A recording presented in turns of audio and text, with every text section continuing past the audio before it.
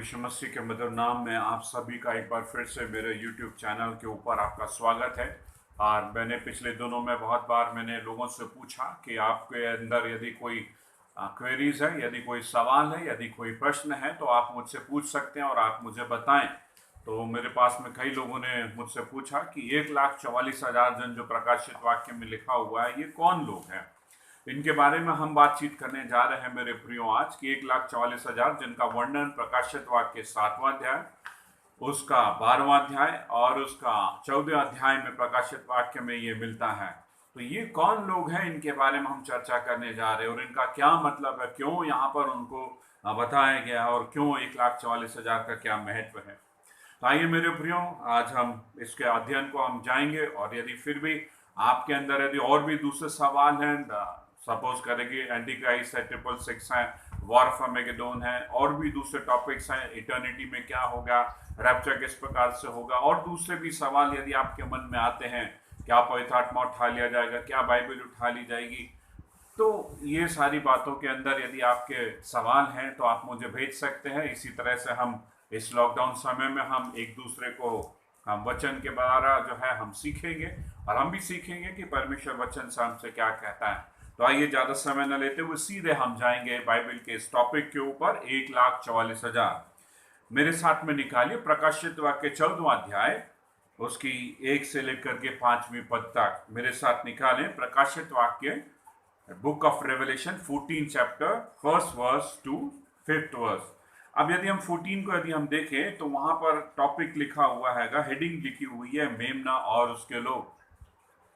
फिर मैंने दृष्टि की और देखो, मेमना सियोन पहाड़ पर खड़ा है और उसके साथ 1,44,000 जन हैं, जिनके माथे पर उसका और उसके पिता का नाम लिखा हुआ है।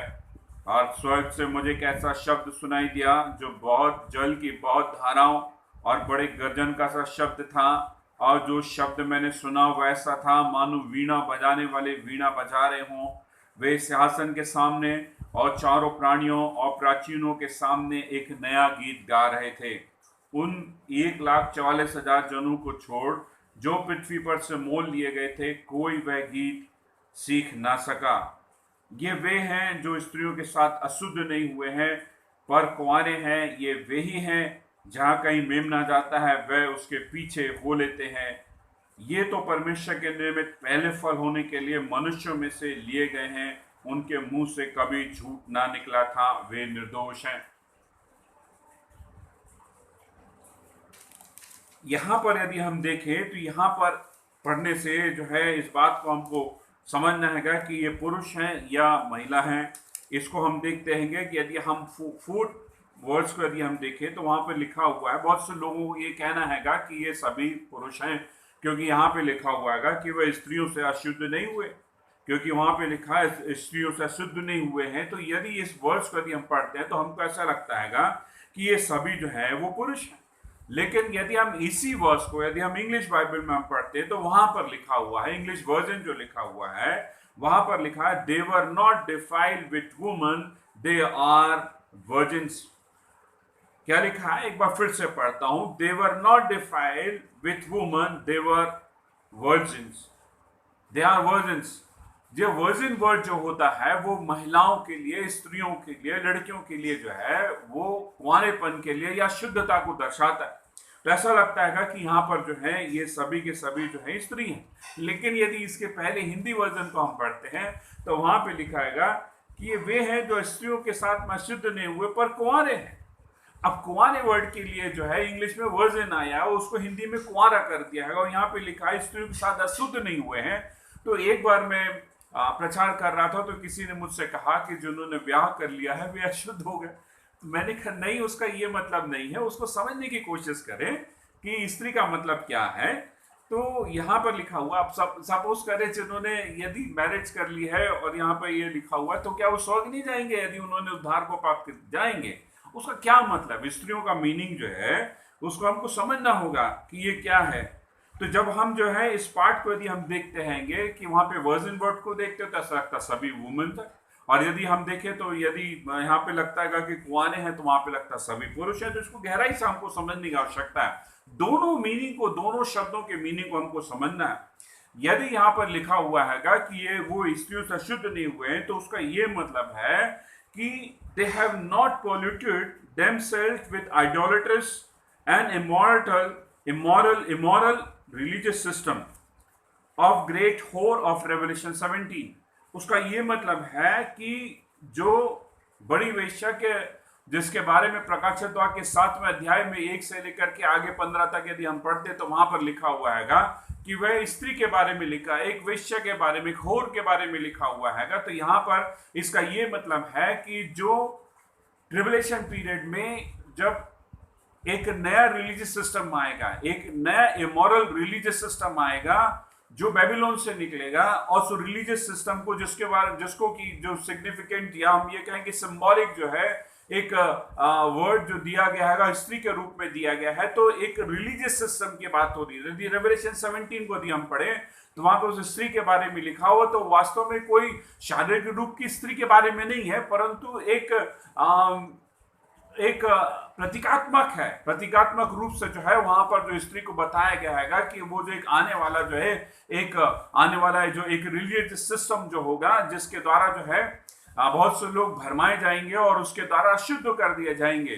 तो स्त्री का इसलिए वर्णन होता है क्योंकि परमेश्वर ने जब भी इजरायली लोग जो थे जाकर के उन्होंने परमेश्वर की आज्ञा के खिलाफ जो है उन्होंने गॉडेस की उन्होंने वर्शिप करी है, तब जाकर के परमेश्वर बोलता है कि उन्होंने जो है मुझसे व्यभिचार किया है।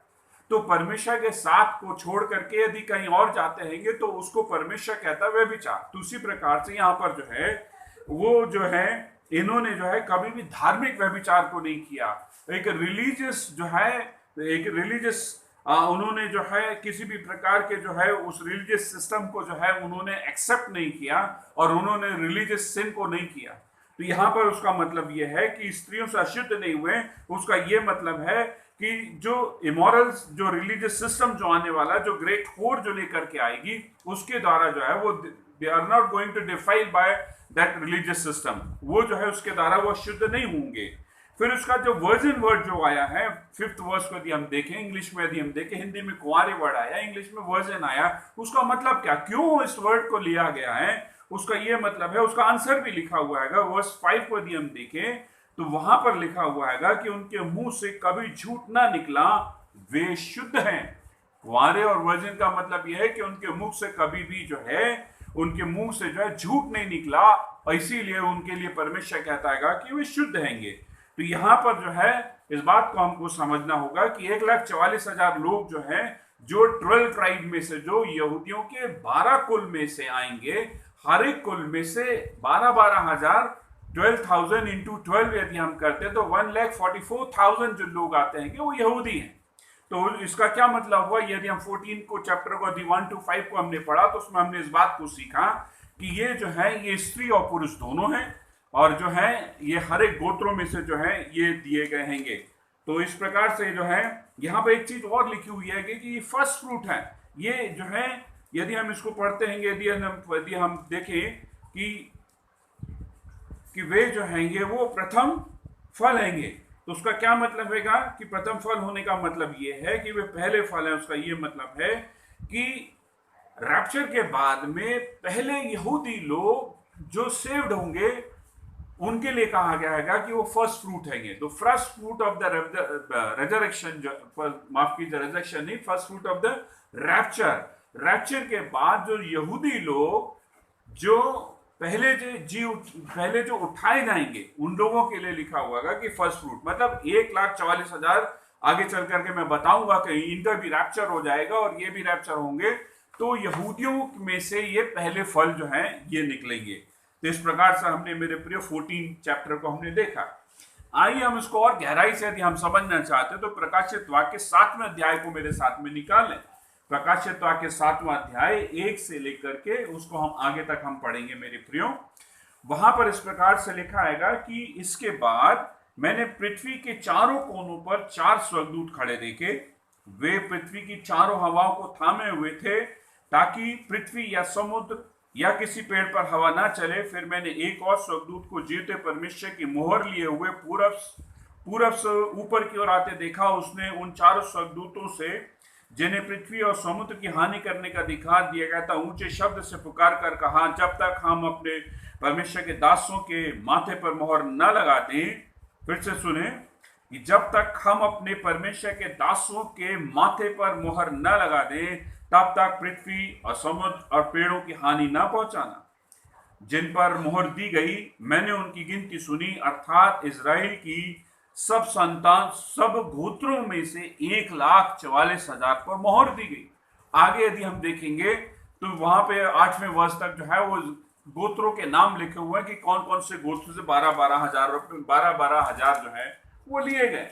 तो आइए हम इस 7वें अध्याय का हम अध्ययन करते हैं। तो यहाँ पर जो लिखा हुआ हैगा कि उनको लिखा गया है कि उनकी हानि ना करना, और जिनके ऊपर जो है मोहर दी गई हैगी और इनके ऊपर हानि नहीं करना। अब ये कौन से 4 स्वर्गदूत है जिनको मना किया जा रहा है कि इनके ऊपर हानि ना करना? ये है प्रकाशित वाक्य 9वें अध्याय में। यदि हम देखेंगे कि एक अथाह कुंड है और अथाह कुंड को जो है वो खोला जाएगा और उसमें से जो है वो टिड्डियों के समान में जो है वो डीमंस निकलेंगे और उसमें से जो है वो टिड्डियां निकलेंगी। टिड्डियां का मतलब ये है कि वो दुष्टात्मा है जो टिड्डियों के रूप में वहां से निकलेंगी और जो बिच्छू के समान होगी। उसका पूरा वर्णन 9वें अध्याय में लिखा हुआ है। हमारा टॉपिक वो नहीं है, क्योंकि उनको 5 महीने तक जो है मनुष्यों को बिच्छुओं के समान जो है दंड देने का अधिकार दिया गया कि बिच्छुओं का जो दंड, जो काटे जाने का जो तकलीफ होती है, वैसे ही इनके पास में वो अधिकार होगा। वो 5 महीने तक जो है लोगों को दंड देंगे।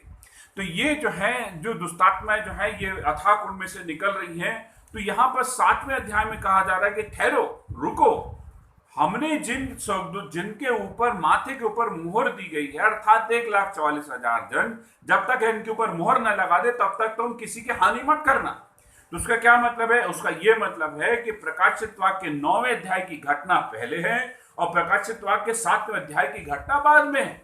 तो यहां पर जो है यहाँ पर उनके ऊपर ब्रांडिंग की जाएगी, अर्थात उनके ऊपर जो है वहां पर जो है वो ब्रांडिंग अर्थात छाप लगाई जाएगी और जो है उनके परमेश्वर यहोवा परमेश्वर का और नए यरूशलेम का और यीशु मसीह के नाम का जो है वहां पर उनके ऊपर छाप लगाई जाएगी। और जब इनकी छाप लग जाएगी तो वो जो है वो सुरक्षित हो जाएंगे, दे विल बी प्रोटेक्टेड। तो वो जो छाप लगाने के लिए है, उन लोग कह रहे हैं कि रुक जाओ, जब तक कि हम छाप नहीं लगाते तब तक अधिकार नहीं तुम्हारा कि इनके ऊपर हानि पहुंचाएं।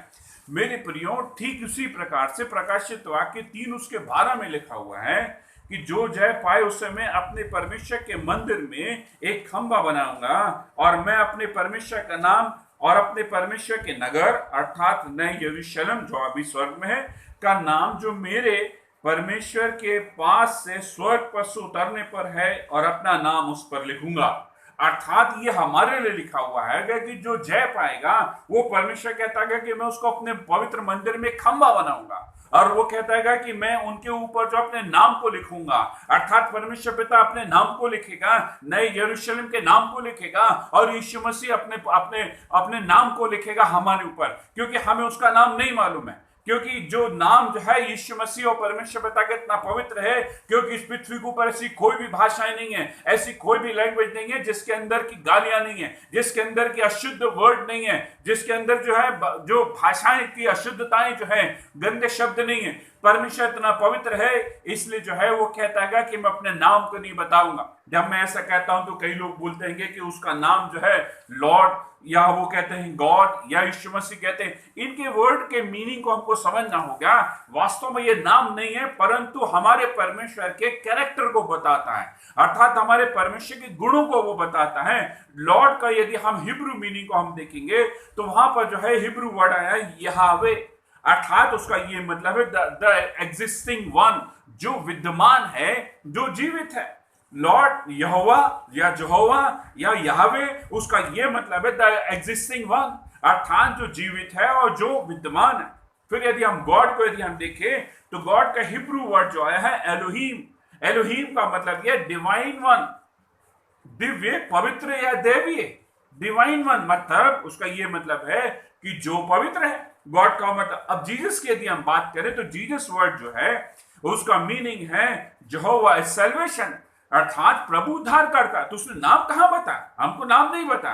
जपन्या 3 उसके 9 को यदि हम पढ़ेंगे तो वहां पर परमेश्वर बताता है कि मैं तुमसे एक शुद्ध भाषा बुलवाऊंगा, उसका क्या मतलब है कि जब हेवन में जब हम पहुंचेंगे, जब हम इटर्निटी में हम पहुंचेंगे, तो परमेश्वर जो है हमको जपन्या में लिखा हुआ है कि नई भाषा, एक जो पवित्र भाषा होगी वो भाषा हमको देगा, और हम उस सारे मनुष्य जो है उस भाषा को बोलेंगे, और उस भाषा को हमको बोलने के द्वारा जो है हम एक दूसरे से कम्युनिकेट करेंगे, और तब जाकर के जो है परमेश्वर अपने नाम को बताएगा। तो मेरे प्रिय, यहां पर मैं कहना चाह रहा था कि यदि हम उद्धार को प्राप्त करते हैं, यदि हम यीशु मसीह को सही ढंग से ग्रहण करते हैं और बिना समझौते के अपने जीवन को जीते हैं, तो वो कहता है कि मैं तुम्हारे माथे पर मोहर दूंगा। जैसे मैंने 1,44,000 लोगों के ऊपर जो मोहर दी गई, उनके ऊपर कोई हानि नहीं हुई, इसी प्रकार से मैं भी तुमको जो है वो मोहर लगाऊंगा तुम्हारे माथे पे। तो मेरे प्रियो, हमको इस बात को समझना है कि हमको भी अपने माथे के ऊपर जो है मोहर चाहिए है, जैसे 1,44,000 जन लोगों के ऊपर मोहर दी गई है। आइए हम आगे थोड़ा सा हम बढ़ते हैं।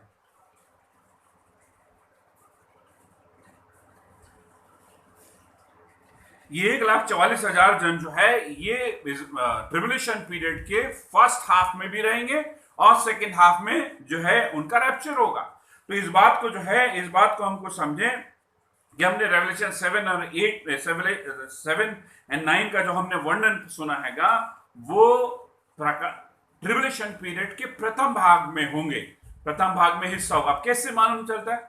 क्योंकि यदि हम देखें कि प्रकाशित वाक्य 11 अध्याय उसकी 14th वर्ष तक जितना भी जो घटनाक्रम जिनके बारे में लिखा हुआ है, वो प्रथम क्लेश काल का हिस्सा होगा, अर्थात 3.5 साल का प्रथम काल का हिस्सा जो होगा वो प्रकाशित वाक्य 11 उसके 14वें पद तक होगा, और उसकी 15वीं पद से लेकर के आगे तक यदि हम देखते हैं तो वो वहां पे ट्रिब्यूलेशन पीरियड का द्वितीय भाग के बारे में यहाँ पे वर्णन हमको मिलता है। आइए यदि हम अब हम देखते हैं प्रकाशित वाक्य 14 चैप्टर को यदि हम पढ़ते हैं, तो वहां पर जो है 14 चैप्टर में लिखा हुआ है मेरे प्रियो, 14 चैप्टर में लिखा हुआ हैगा एक स्त्री के बारे में, बच्चे के बारे में और अजगर के बारे में वहां पे वर्णन मिलता है। इसको भी हम देखें कि इसका क्या मतलब है। यहां पे लिखा है, फिर मैंने स्वर्ग में एक बड़ा चिन्ह दिखाई,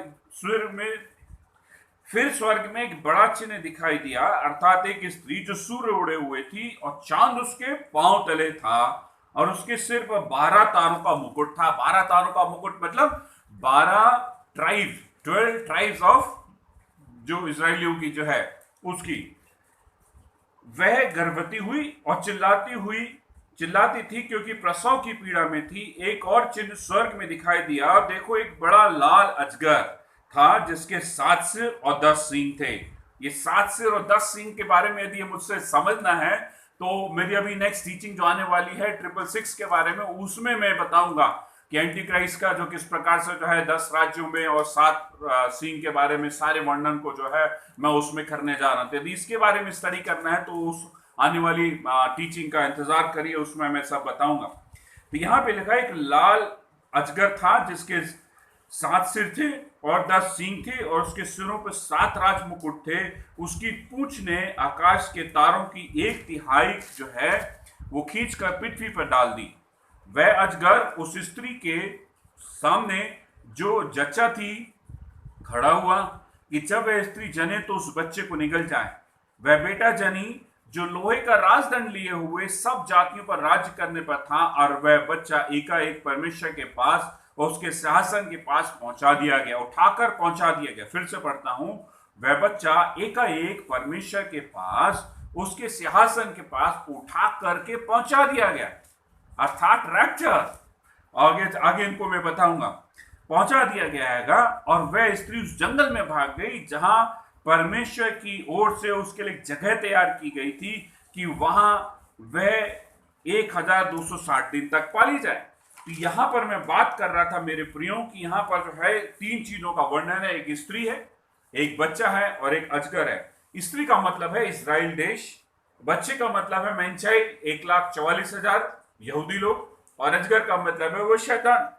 तो 4 में लिखा हुआ है कि वह स्त्री जो बच्चा जन्मने पे थी, तो वह जो है उस अजगर सामने खड़ा हुआ कि वो निगल जाए। तो यहां पर जो है मेरे प्रियो इस बात को हमको देखना हैगा कि ये स्त्री जो है वो इजराइल नेशन है, और बच्चा जो है वो 1,44,000 और अजगर जो है वो शैतान है। तो इसको हमको और पढ़ने के लिए जो है और समझने के लिए जो है हम पढ़ते हैंगे कि प्रकाशित वाक्य 12 उसका 13 से लेकर 17 और अधिक गहराई से हमको समझने की जरूरत है। जब अजगर ने देखा कि मैं पृथ्वी पर गिरा दिया गया हूं तो उस स्त्री को जो बेटा जनी थी सताया, पर उस स्त्री को बड़े उकाब के 2 पंख दिए गए कि सांप के सामने से उड़कर जंगल में उस जगह पहुंच जाए जहां वह एक समय और समयों और आधे समय तक पाली जाए। और सांप ने उस स्त्री के पीछे अपने मुंह से नदी के समान पानी बहाया कि उसे इस नदी से बहा दे, परंतु पृथ्वी ने इस स्त्री की सहायता की और अपना मुंह खोलकर उस नदी को जो अजगर ने अपने मुंह से बहाई थी पी लिया। तब अजगर स्त्री पर क्रोधित हुआ और उसकी शेष संतान से जो परमेश्वर की आज्ञाओं को मानते और यीशु की आज्ञा देने पर स्थिर हैं लड़ने को गया। यहां पर अब इसका एक एक हम पदों का जो है वो वर्णन हम करना चाहेंगे मेरे प्रियो। हमने पहले देख लिया कि 1 से लेकर के वहां पर यदि हम देखें तो 6वें पद तक इस प्रकार से लिखा हुआ स्त्री के बारे में, बच्चे के बारे में। अब आगे हम पढ़ते हैं मेरे प्रियो, हम देखें कि क्या लिखा हैगा।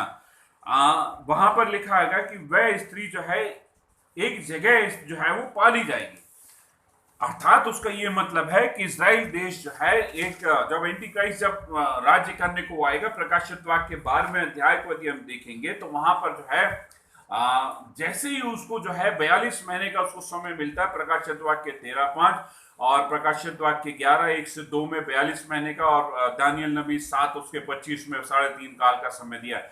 जैसे ही शैतान को 3.5 साल का समय दिया जाएगा, मेरे प्रियो इस बात को हमको समझना होगा कि एंटी क्राइस्ट को जो है ट्रिबुलेशन पीरियड में पूरा अधिकार नहीं दिया गया, केवल उसको अंतिम 3.5 साल काल का अधिकार दिया गया। ट्रिबुलेशन 7 साल का है, पहले 3.5 साल फिर दूसरा 3.5 साल।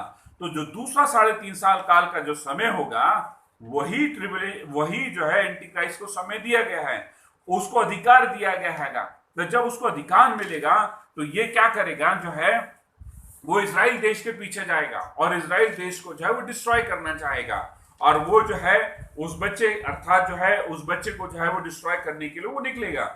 अब वह स्त्री जो है वो पाली जाएगी। अब जैसे ही उसको 3.5 साल का समय मिल गया तो सबसे पहले जो है वो इजराइल के ऊपर कंट्रोल करेगा, और जो है वो इजराइल देश को जो नाश करने के लिए जो है वो अपनी आर्मीज को लेकर के वहां पर आएगा। लेकिन परमेश्वर की ऐसी व्यवस्था है कि वह स्त्री जो है अर्थात इजराइल देश जो है वहां पर दानियल 11 उसके 41 को यदि हम पढ़ेंगे तो वहां पे मोआब, एदोम और अम्मोन एक स्थान जो है जो कि आज जो है जॉर्डन के अंदर है, जो मॉडर्न अरेबिया अर्थात जो है आज जो मॉडर्न जो जॉर्डन है, इजराइल का जो है ईस्ट में पूर्व में जो देश होगा उसमें जो वहां पे उसके बॉर्डर में लगी हुई जो है वहां पर स्थान के ऊपर जो है परमेश्वर के द्वारा जो है उस स्त्री को जो है वहां पर पहुंचा दिया जाएगा, और वहां पर जो पड़ोसी देश में जो पाली जाएगी। और एंटीक्राइस्ट का अधिकार नहीं होगा कि उस देश के ऊपर वो कुछ अधिकार रख सके, क्योंकि उस देश के ऊपर उसका अधिकार नहीं होगा वहां पर, और कि वो जो है वहां पर जो है वो बचा ली जाएगी, उसका अधिकार होगा। लेकिन मोआब, एदोम और अम्मोन में वो स्त्री जो है वो सुरक्षित रखी जाएगी। तो मेरे प्रियो दूसरे में यदि और दूसरे पॉइंट को हम देखें कि उसने नदी बहाया स्त्री के पीछे, कि वो जो है वहां पर हम देखें कि उस बच्चे को और जो है उस स्त्री को जो है वो उसने जो मारने के लिए जो है नदी को बहाया उसके पीछे।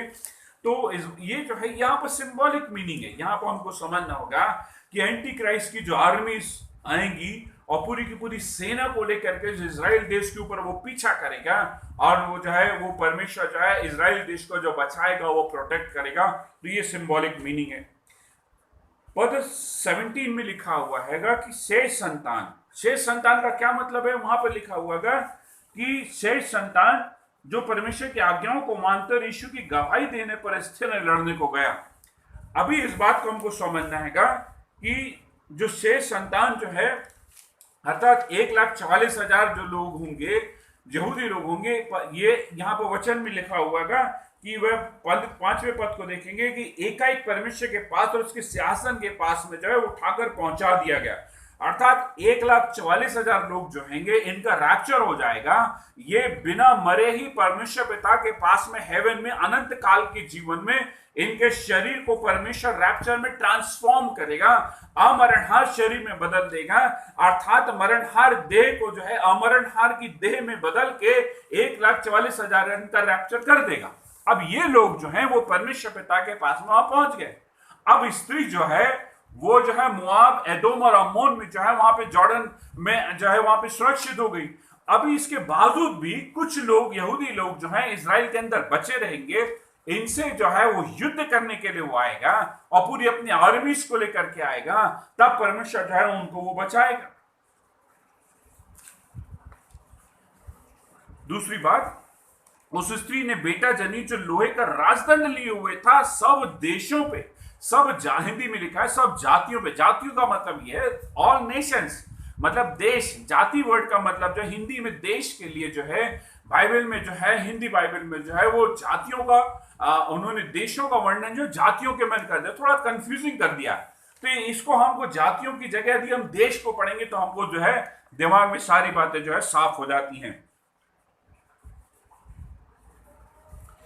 ये इसका क्या मतलब है कि लोहे का राजदंड लिए हुए राज्य करने पे था, अर्थात परमेश्वर ने, यदि हम देखेंगे कि परमेश्वर ने जो प्रॉमिसेस अब्राहम से किया हुआ था, यदि अब्राहम को यदि हम देखें कि उत्पत्ति 15 उसके 14 से 18 में किस प्रकार से परमेश्वर बोलता है कि तेरे वंश में राजा होंगे, तेरे वंश जो है वो आकाश के तारों के समान में जो है वो जो है इतने ज्यादा होंगे और तेरे वंश में राजा होंगे और तुम जो है जातियों पर अधिकार करोगे, देशों पर अधिकार करोगे, तुमको एक राज्य मिलेगा। यहेजकेल 47 उसका 13 से लेकर के 48 के 35 तक यदि हम देखेंगे डिस्ट्रीब्यूशन ऑफ लैंड, जो है अमंग 12 ट्राइब्स में जो तो किस प्रकार से डिस्ट्रीब्यूशन किया जाएगा। केवल एक वर्ष आपके लिए मैं पढ़ता हूं ताकि वो बातें क्लियर हो जाए, आप उसको घर में भी पढ़ सकते हैं। उत्पत्ति 17 उसके 6 में लिखा है कि मैं तुझे अत्यंत फलवंत करूंगा और तुझको जाति जाति का मूल बना दूंगा और तेरे वंश में राजा उत्पन्न होंगे। मैं तेरे पश्चात पीढ़ी तक तेरे वंश के साथ भी इस आशय की युग युग की वाचा बांधता हूं। क्या बोलता है कि तेरे पश्चात पीढ़ी दर पीढ़ी जो है तेरे युग के साथ में जो है युग युग की वाचा बांधता हूं, तेरे वंश के साथ में जो है युग युग की वाचा को बांधता हूं कि मैं तेरा और तेरे पश्चात तेरे वंश का भी परमेश्वर होऊंगा। इस बात को हमको समझना है कि परमेश्वर ने जो प्रॉमिस किया था कि मैं तुमको प्रॉमिस लैंड दूंगा, आज भी प्रॉमिस लैंड उनके पास में नहीं है। क्योंकि जो प्रॉमिस लैंड जो है, यदि हम ऊपर की बात करें, नॉर्थ की बात करें, तो कुछ हिस्सा जो है लेबनान, सीरिया, इधर यदि हम ईस्ट की बात करते हैं तो वहां पे जॉर्डन, और फिर यदि हम साउथ की बात करें तो हम बात करते हैं इजिप्ट की। और ये हिस्सा जो है आज भी जो है अलग अलग देशों के पास में है, जो परमेश्वर ने 12 गोत्रों में डिवाइड किया, जिसको कि आप वर्णन जो है प्रकाशित यहेजकेल 13 चैप्टर से लेकर के यहेजकेल 48 वर्ष से लेकर 35 वर्ष तक जो है वहां पे डिस्ट्रीब्यूशन ऑफ लैंड के बारे में दिया। परमेश्वर एक ही बार में जो है उन लोगों को जो है वो अधिकार दे देगा और उनको जो है ये अधिकार मिलेगा कि वे पूरे इस पृथ्वी के ऊपर राज्य करेंगे।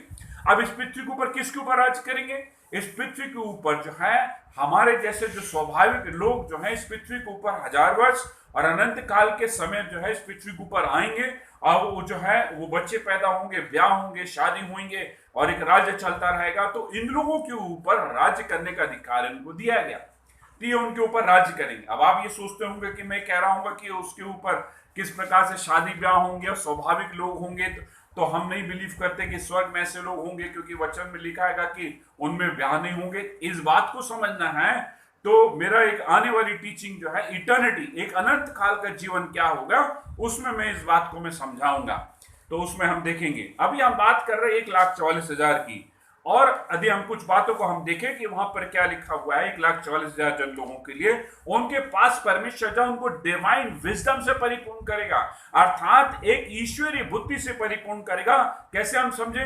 प्रकाशित वाक्य 14 उसके 3 में लिखा हुआ है कि 1,44,000 जन को छोड़ पृथ्वी के ऊपर से जितने लोग मोल लिए गए हैं उनमें से कोई भी जन जो सॉन्ग को सीख ना सका, उस गीत को जो है कोई भी जन सीख ना सका। अर्थात परमेश्वर ने जो पृथ्वी के ऊपर से हम भी होंगे, जितने लोगों को मोल लेकर के वहां पर प्रकट किया परमेश्वर पिता के सामने, वहां पर उनमें से किसी में इतना विजडम नॉलेज नहीं है कि वो जो गीत गाया जा रहा है उसको सीख सके, लेकिन 1,44,000 ही सीख पाएंगे। उसका मतलब है दे विल बी एक्स्ट्राऑर्डिनरी।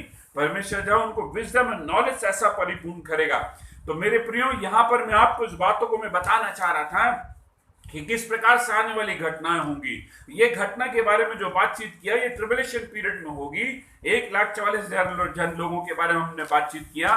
तो ये आने वाली जो जो घटनाएं हैं, इनके बारे में मैंने कहा। मेरे प्रियो, जो हमको भी आने वाली विपत्तियों से बचना होगा, हमको भी जो आने वाली घटनाओं से, आने वाली विपत्तियों से बचना होगा। इसको बचने के लिए हमें कुछ ऐसा करना होगा कि हम भी बच जाएं और जो है आने वाली विपत्ति जो ट्रिबुलेशन पीरियड में होने जा रही है, उसमें से जो है हम जो है किस प्रकार से बचा लिए जाएं।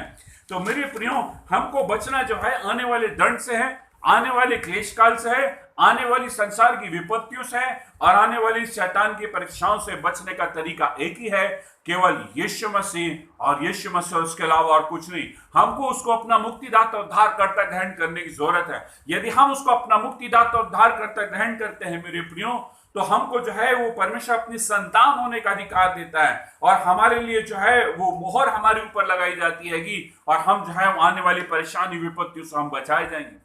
मेरे प्रियो, आज हमको जो है अपने अपने वस्त्रों को धोने की आवश्यकता है। हमको अपने अपने वस्त्रों को देखने की आवश्यकता है कि ऐसे कौन से दाग हैं जो परमेश्वर के पास में जो है इनका जो है वहां पर मिलन नहीं हो सकता।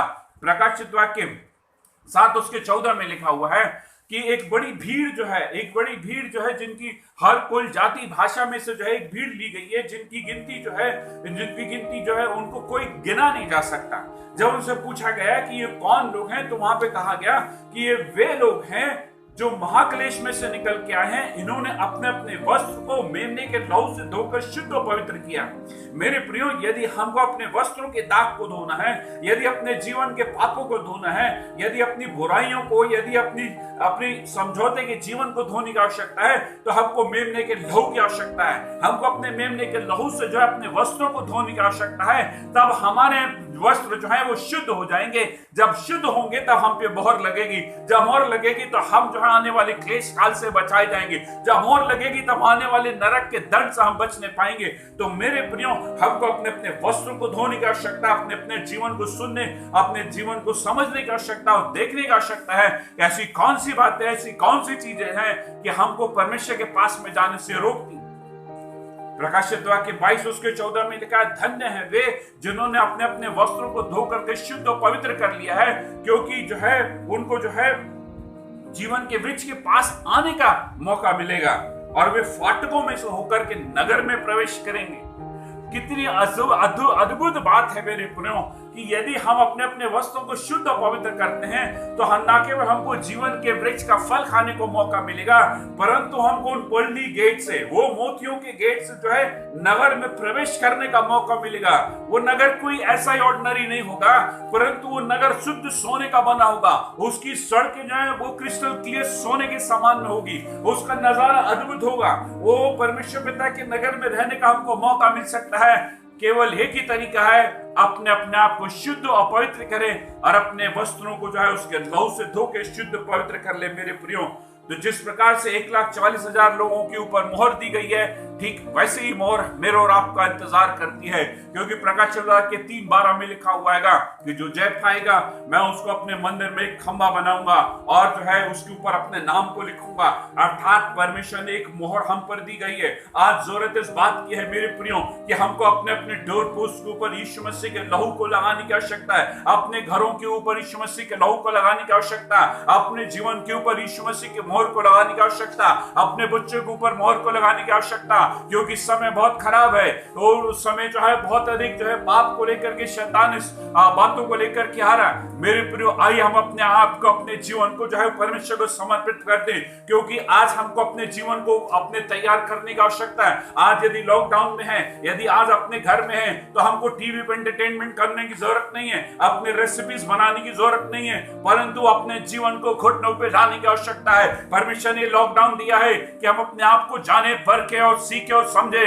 कि परमेश्वर आज हमसे क्या कहता है। परमेश्वर यही चाहता है कि हम अपने घुटनों पर आ जाए, परमेश्वर यही चाहता है कि हम प्रार्थना में आ जाएं। परमेश्वर यही चाहता है कि अपने किवाड़ों को बंद करें। परमेश्वर यही चाहता है कि हम उससे गुप्त में प्रार्थना करें। परमेश्वर यही चाहता है कि हम उसको जाने। परमेश्वर यही चाहता है कि अपने जीवन को शुद्ध और पवित्र कर लें, ताकि जब वो बादलों पर आए तो हम उठाए जाने के योग्य होने पाए।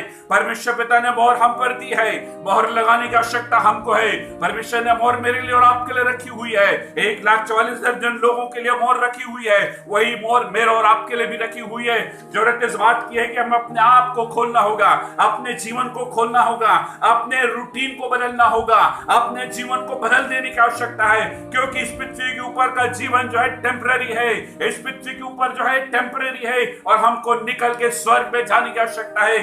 परमेश्वर पिता ऐसी जगह मुझको और आपको लेकर के जाना चाहता है। मेरे प्रियो, जो नगर जो शुद्ध सोने का होगा, उसके साथ अनंत काल का जीवन होगा।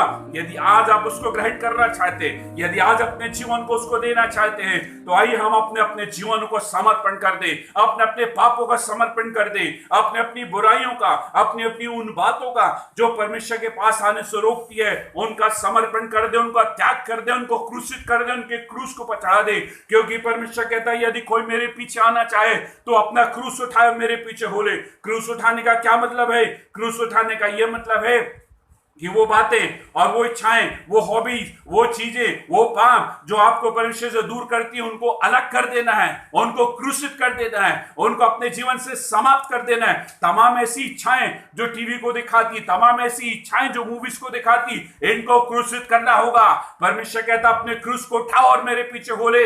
आइए हम अपने अपने क्रूस को उठाएं, आइए हम अपने अपने पापों का बोझ जो यीशु मसीह के ऊपर डाल दे और अपने आप को शुद्ध और पवित्र बना ले। मेरे प्रियो, आइए मेरे पीछे छोटी सी प्रार्थना को करें, और जो है हम परमेश्वर के राज्य में जो है वहां पर जो है जाने के लिए तैयार हो जाएंगे। मेरे प्रियो, आइए मेरे पीछे जो एक छोटी सी पश्चाताप की प्रार्थना करें। हो सकता है आपने परमेश्वर को ग्रहण किया होगा, लेकिन हो सकता है कि आप जो है पीछे हट गए होंगे, हो सकता है कहीं पाप में गिर गए होंगे। मैं प्रतिदिन घुटनों पे जाता, पश्चाताप की प्रार्थना करता, पता नहीं कौन सी पाप, कौन सी बात जो है मुझको उसके पास जाने से रोक दे।